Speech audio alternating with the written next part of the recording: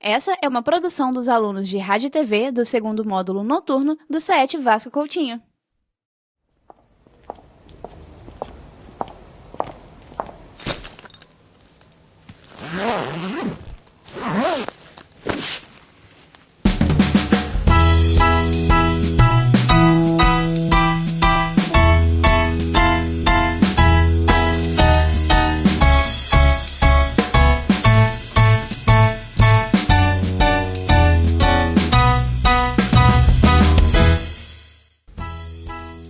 Olá, sejam bem-vindos ao primeiro episódio do O que Elas Trazem na Bolsa.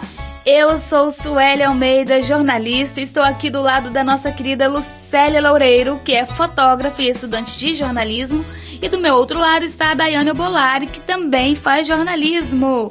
Juntas nós vamos bater um papo incrível sobre mulheres de garra e forças que fazem a gente se perguntar o que elas trazem na bolsa. Eu tenho certeza que esse podcast vai trazer muitas histórias incríveis e cada episódio vai surpreender muito a gente.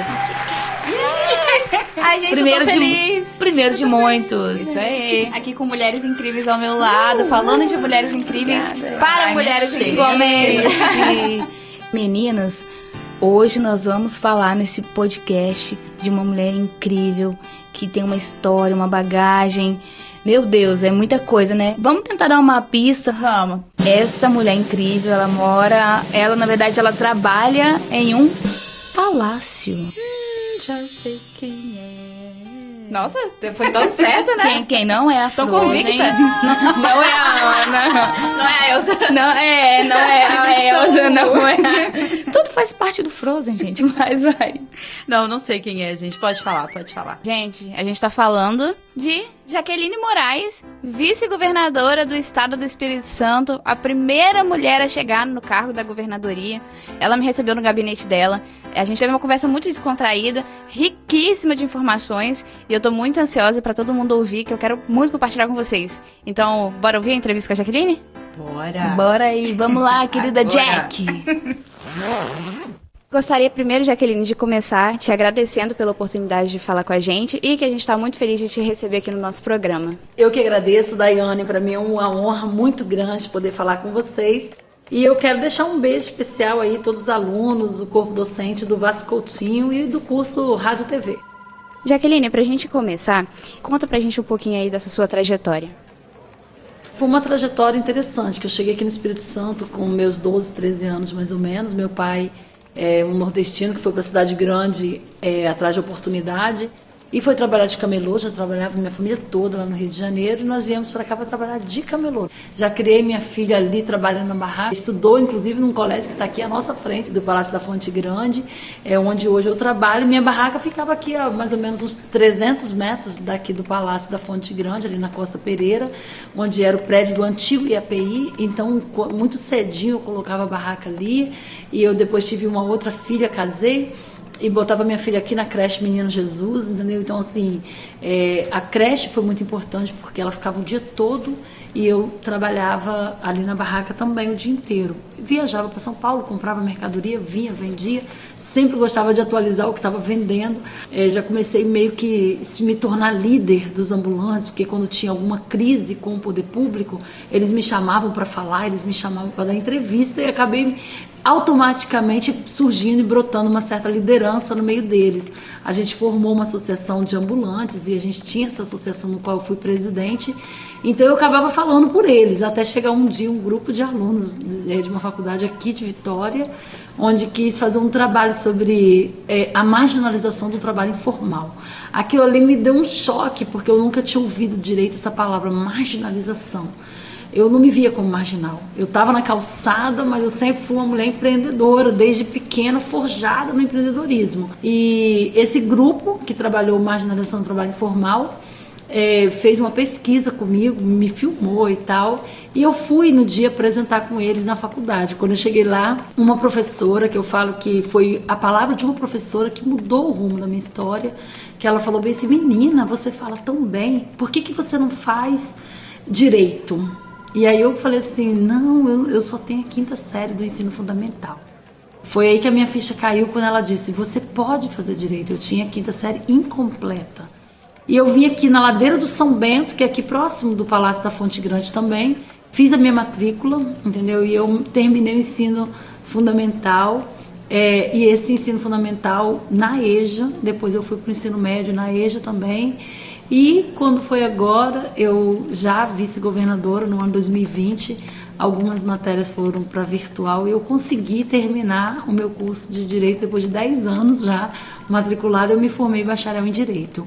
Então, assim, a minha história é uma história de superação, mas de acreditar muito que seria pela educação que a minha história tomaria rumo diferente e tomou. Já tive 2 diplomas de vereadora na cidade de Cariacica e de vice-governadora, mas o da Jaque mesmo ali, conquistado, suado, foi ano passado, 2020. Meninas, eu estou tentando procurar palavras para expressar o que eu senti ao ouvir essa entrevista, ao ouvir Jaqueline Moraes falando. Não falei que tava incrível, gente? Super. Gente, eu estou toda arrepiada, vocês não têm noção. Que história, meu Deus do céu, que história incrível. Eu fiquei emocionada quando ela falou sobre o EJA. Sinceramente, eu estou deixando bem claro, ela me representa quando ela fala sobre o EJA. Nossa, amiga. Que profunda, né? É isso aí, porque quem viveu, quem já fez o EJA, sabe o quanto que é difícil. Às vezes você, quando começa a fazer o EJA, já tá casado, já tá com filho, e aí você fica se perguntando, será que vale a pena? Pronto, ela acabou de me responder que vale. Nossa, e a parte que mais me surpreendeu, além dela falar de uma outras questões, da questão da palavra, do poder da palavra, foi o empreendedorismo dela, tipo, a garra dela, que vem desde lá da infância, do todo o cuidado do pai, da mãe. A parte que mais me pegou foi quando ela fala da professora, tipo, da gente ver o poder da fala de uma outra pessoa sobre a outra, né? Uau, que incrível. Como tem poder, né, a palavra. Sim, realmente. E aí, já que ele comentou também, né, que desde a época dos camelôs, o pessoal já via nela uma figura de liderança. E aí eu perguntei a ela, assim, se ela encontrou, né, durante a vida dela toda, enquanto ela exerceu esses cargos, dificuldades em chegar à liderança por ser mulher. E aí, vamos ver um pouquinho o que ela falou sobre isso? Vamos. Bora. Você falando dessa questão de liderança, né, que desde a época das barracas que você começou, você encontrou muitas dificuldades nesse caminho, sendo mulher, para chegar a esses cargos de lideranças ao longo da sua vida? Acho que nós mulheres a gente sempre encontra, mas eu fui forjada a ser muito valente. Também, assim, nesse ponto, o mesmo pai que talvez não me incentivou tanto a estudar e a ir para a barraca trabalhar, me ensinou também a ser muito brava. A gente percebe que elas já estão ocupando muitos espaços que era de direito, mas que a história de silenciamento silenciou a mulher no voto, já começa por aí. Nós fomos votar 400 anos depois dos homens. Então nós só votamos há 89 anos. Nós ainda temos uma disparidade de que você faz a mesma função, você ganha 25% a menos do que um homem. Então nós temos ainda muitas causas sociais. Uma mulher perde o emprego por causa da maternidade, ela para uma carreira científica porque ela decide ser mãe. Quer dizer, ela é mãe sozinha, mas ela não tem pai, ela não vai ter um filho sem um pai. Então, assim, nesse ponto, acaba a sociedade construindo uma responsabilidade para as mulheres, como se as mulheres tivessem que frear em dado momento para poder ser alguém. E eu falo para todas as mulheres, inclusive aquelas que querem ser empreendedora dentro de casa. Eu me deparei com mulheres nessa trajetória do Agenda Mulher, por exemplo, com mulheres que falam, Jaqueline, eu me tornei empreendedora quando eu decidi ser só mãe e dona de casa. Não tem nada errado com isso, ela decidiu. O legal é o que você falou, ocupar o espaço, ocupar os lugares de liderança. Porque uma mulher que decide, ela já tem um fator importante, ela é líder de si mesma. Meninas, ocupar o espaço de liderança, eu acho que aquilo que Jaqueline Moraes falou é o que também nós vivemos desde o momento que nós iniciamos o processo de fecundação. É uma luta para alcançar a liderança, para alcançar a sobrevivência. Então, eu acredito, dentro de tudo isso que a Jaqueline Moraes falou, é que nós precisamos nos posicionar. Porque nós já temos isso em nós, né? Essa garra, essa vontade de lutar, nós só precisamos nos posicionar para alcançarmos os nossos objetivos. E tudo que a Jaqueline Moraes falou, tudo que ela deixou bem claro ali pra gente, é uma base para que a gente possa seguir e alcançar os nossos objetivos, né? Uhum. E interessante, Lu, do que você falou, eu me lembro muito da Marielle Franco. São mulheres incríveis que se posicionam, principalmente os homens, quem hoje está no poder, eles não estão acostumados com mulheres que estão chegando, elas vêm ganhando espaço, isso vem incomodando as pessoas de poder, principalmente os homens. Eu olho para Jaque e lembro de Marielle, foram mulheres fortes, que fazem a gente pensar, que faz a gente querer ser mulheres assim também, de garra. É interessante, assim, que eu comentei com a Jaque, ela foi a primeira mulher aqui, né, no estado a chegar na governadoria. Só que 400 anos e uns quebradinhos para trás, a gente teve aqui no estado a Luísa Grimaldi, que foi a primeira mulher a comandar uma capitania hereditária aqui no estado, a segunda do Brasil. E a gente não ouve falar sobre ela, a gente não estuda isso na escola, a gente não vê nos livros de história. Eu trouxe pra comentar com ela sobre esse paralelo entre as histórias das duas, e aí vamos ver o que ela contou pra gente? Trazendo um pouquinho assim para esse lado histórico, você tem uma história assim muito paralela à história da Luísa Grimaldi, né, que foi a primeira mulher a ser governadora de uma capitania hereditária aqui no estado. E foi a segunda no Brasil. Por que a gente não teve outras mulheres antes? Por que, assim, só agora? Queria saber o que você acha um pouquinho sobre isso.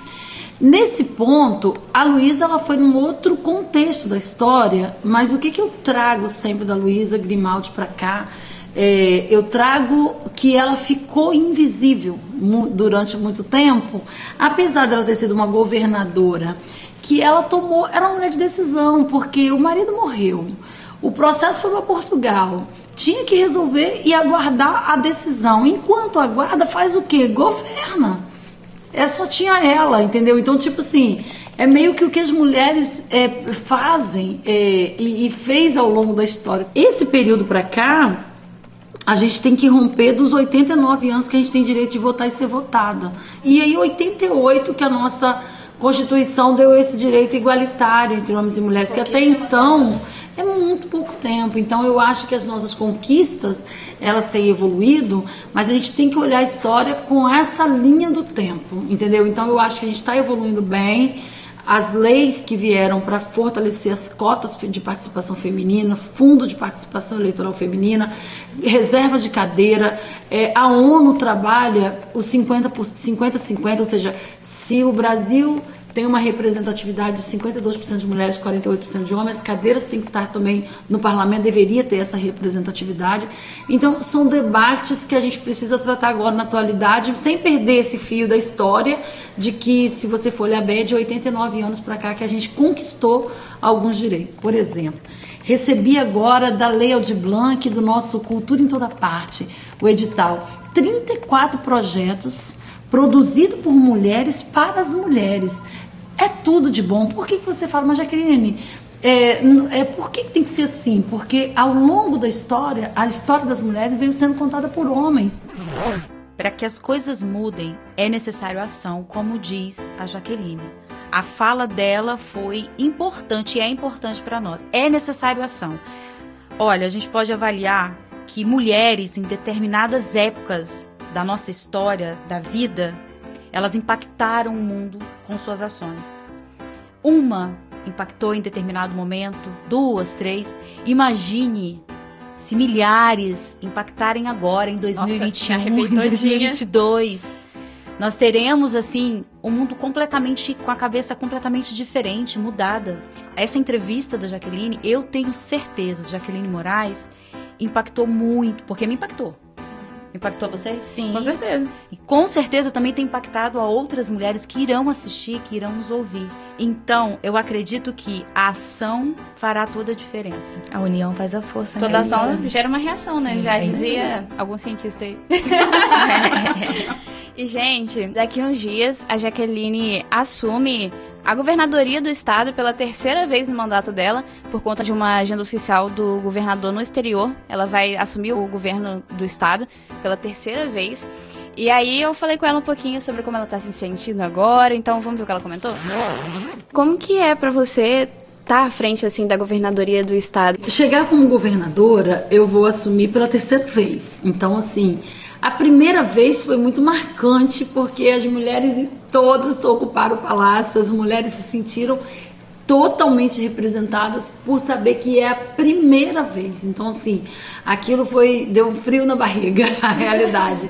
E hoje a gente já tem uma trajetória, temos umas vantagens de ser uma pessoa muito próxima do governador, então isso contribui para que ele faça uma viagem tranquila e eu tenha total controle do governo, porque hoje nós fazemos isso juntos, ou seja, não tem nenhuma reunião de secretariado que eu não esteja ao lado dele fazendo a reunião junto com ele.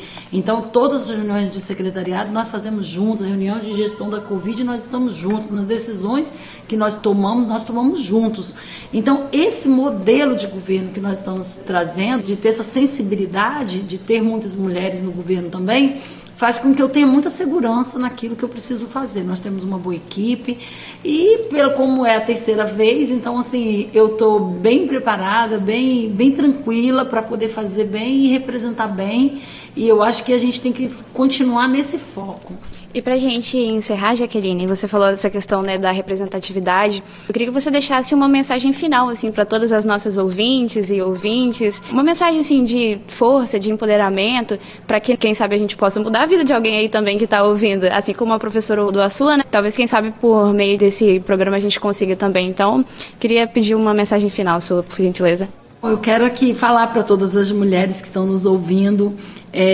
Primeira coisa é conhecer um pouco da história das mulheres que estão na sua vida, na sua família, da história das mulheres que passaram escrevendo a história de alguma forma. Sempre você vai encontrar aquela mulher que se assemelha muito a você. O caminho que eu aponto é o caminho da educação. Então eu sempre acho que pela educação você vai conseguir se encontrar em alguma área. E o segundo passo é empreender emocionalmente. Eu sempre falo que em qualquer lugar que você vai estar, se você vai trabalhar fora ou se você vai empreender dentro de casa, se você vai fazer isso para fora, você precisa estar bem consigo mesmo. Então, assim, o segredo do empreendedorismo emocional é esse domínio que nós precisamos ter de nós mesmos, da nossa decisão, do meu querer, para que você não seja subjugada por nenhum outro ser. Até porque Deus não nos fez para isso, para sermos subjugadas por nenhum outro semelhante. Então a gente precisa lutar muito, continuar acreditando, tendo fé, confiando que aquilo que você vai colocar a sua mão para fazer vai dar certo e você vai para frente. Eu acho que é isso. A professora, ela olhou dentro dos meus olhos e disse: você pode. Então, assim, daqui você só precisa olhar para frente. Não olha para o que você não conseguiu, olha para frente do que você pode conseguir. Vai dar tudo certo. Meninas, ela disse conhecer histórias de outras mulheres. É isso que a gente está fazendo aqui, né? Isso me deixa muito orgulhosa, tenho certeza que a vocês também, porque nós estamos conhecendo histórias de outras mulheres, mas também estamos compartilhando a história delas. Sim, isso que é o mais importante, não né? É? Exatamente. É muito gostoso. Sim. A gente está fazendo isso é muito gratificante. Sim. Essa oportunidade de receber o empoderamento dela e poder transmitir isso para que outras mulheres sejam empoderadas e empoderem outras e a gente continue nesse ciclo de confiança, de segurança. É incrível, Dai, o que você comentou, porque realmente hoje meninas, crianças conseguem olhar para a mãe como um espelho, para a avó, para a tia e entender que elas não precisam se calar, sabe? Elas têm direito de fala, posicionamento. Isso é incrível, não é, Lu? Isso aí é espelho, né? Exatamente. E, gente, a gente trouxe aqui pra vocês algumas curiosidades muito bacanas referentes à nossa conversa de hoje e a gente vai estar compartilhando com vocês agora. Meninas, a Luísa Grimaldi, ela doou o espaço aonde hoje é o Convento da Penha. Gente, eu não sabia disso. Pois Nossa, e é um símbolo tão... um dos maiores símbolos, né, do nosso estado pro Brasil, pro mundo. É um dos maiores pontos turísticos.